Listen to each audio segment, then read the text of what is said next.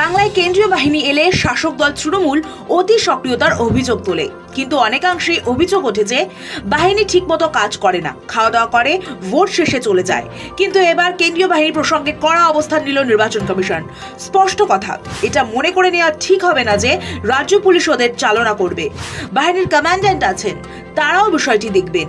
নির্বাচন কমিশন সূত্রে স্পষ্ট বার্তা, যেখানে সমস্যা চিহ্নিত হবে সেখানেই পাঠানো হবে কেন্দ্রীয় বাহিনী, তবে রাজ্য পুলিশের সহায়তায় তা কার্যকর করা হবে।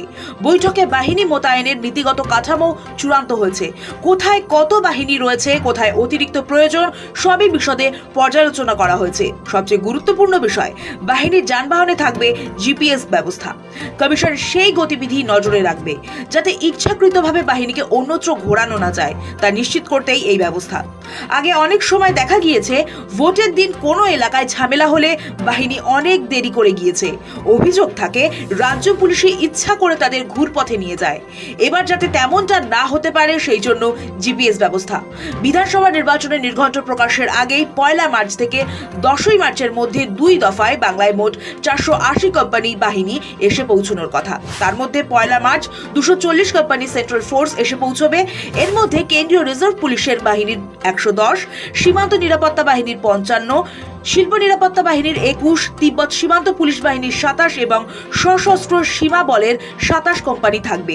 তবে সূত্র বলছে 28 ফেব্রুয়ারিও বাহিনী চলে আসতে পারে, এমন সম্ভাবনাও রয়েছে। দ্বিতীয় দফায় 10 মার্চ আরও 240 কোম্পানি আসবে।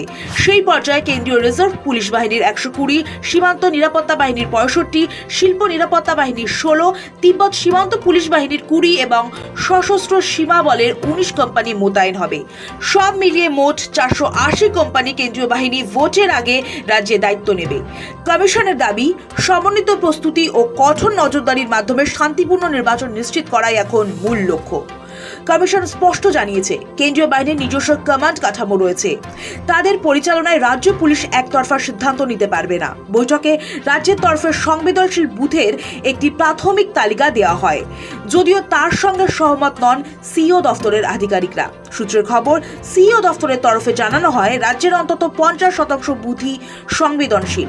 কেন্দ্রীয় বাহিনী এসে পৌঁছলে আগে এই বুথগুলিকে চিহ্নিত করে সেখানে বাহিনী মোতায়েন করা এবং এলাকায় তাদের টহলের বন্দোবস্ত করার প্রাথমিক সিদ্ধান্ত হয়েছে। এরপরে ধাপে ধাপে আরও বাহিনী এলে সেভাবেই বাহিনীকে ব্যবহার করা হবে। এক্ষেত্রে যাতে রাজ্য পুলিশ ও প্রশাসনের সঙ্গে গোড়া থেকেই মসৃণ সমন্বয় রেখে চলা যায়, সেটাও নিশ্চিত করতে বলা হয়েছে। এদিকে এসআইআর সংক্রান্ত পোর্টাল ব্যবস্থাতেও নজরদারি জোরদার হয়েছে। সেখানে শুধুমাত্র বিচার বিভাগীয় আধিকারিকরাই প্রবেশাধিকার পাবেন। কমিশনের কোনো সরাসরি হস্তক্ষেপ থাকবে না। তবে আধিকারিকদের দেওয়া মন্তব্য ডিজিটাল চিহ্ন হিসেবে নথিভুক্ত থাকবে। তাৎপর্যপূর্ণভাবে 28 ফেব্রুয়ারি এসআইআর এর চূড়ান্ত ভোটার তালিকা প্রকাশ হবে। ঘটনাচক্রে তার পর দিন থেকে কেন্দ্রীয় বাহিনী মোতায়েন শুরু হয়ে যাচ্ছে। গত বিধানসভা ভোটে 1100 কোম্পানি কেন্দ্রীয় বাহিনী মোতায়েন করা হয়েছিল, কিন্তু এবার সেই সংখ্যাটা আদতে কত হবে তা এখনো পরিষ্কার নয়। কারণ 2021 সালে ভোট হয়েছিল 8 দফায়। এবার জল্পনা অনেক কম দফায়, অর্থাৎ 1 থেকে 2 দফায় ভোট হতে পারে বাংলায়। এক্ষেত্রে বাহিনীর সংখ্যাও বাড়তে পারে। সৌভিক সান্যালের রিপোর্ট, সময় কলকাতা।